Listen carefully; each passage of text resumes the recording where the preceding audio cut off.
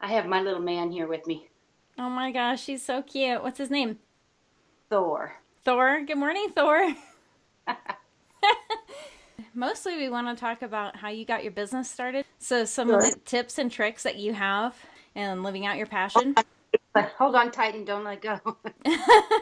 Yeah, I've been listening to some of your podcasts. My favorite, of course, was Lauren. Yeah.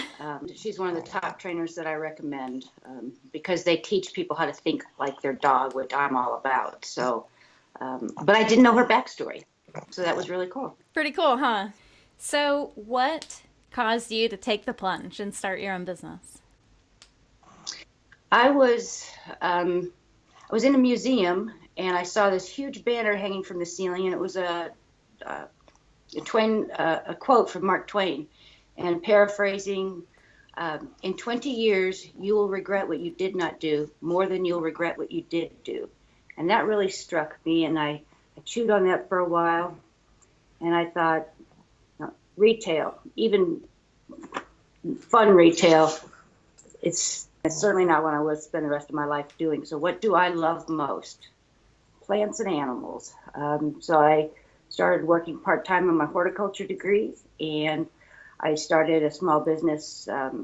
Actually, I started home delivering all natural pet foods. And over 20 years ago, that was quite the novelty. But I soon realized that I wasn't spending any time with animals.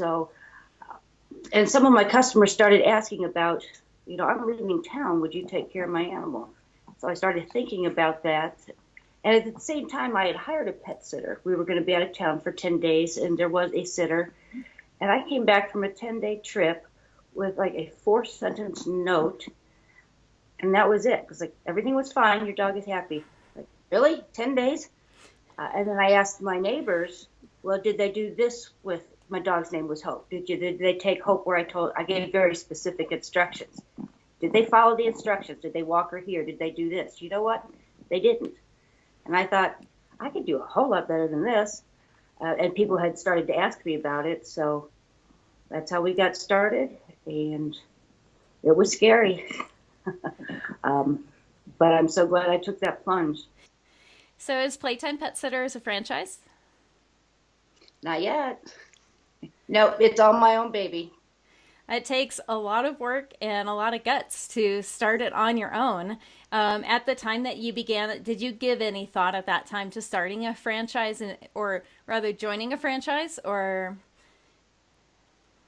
Well, when I started pet sitting, it was very new. Pet sitting really only started about 20 to 25 years ago. I mean, on a wide scale.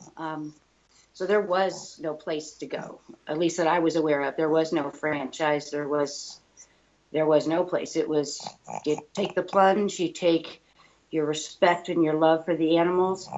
And I had a lot of previous business experience, so I was hoping the merger of the two would work out, and it did. One of the things that you wrote in your bio is that you strive to understand the pets, their fears, their likes, dislikes, emotions, and intelligence. How do you do that? Um, I don't know how anybody doesn't do it. Animals are not rocks or furniture or cars. They're thinking, feeling, caring, loving, wonderful, smoochy. They have brains, hearts. How can you not consider? Um, Now, the education that goes with that is learning how to. So you read and educate yourself from like-minded people, and then you spend a lot of time. You pay attention to them, and you. I think if that were me, how would I feel?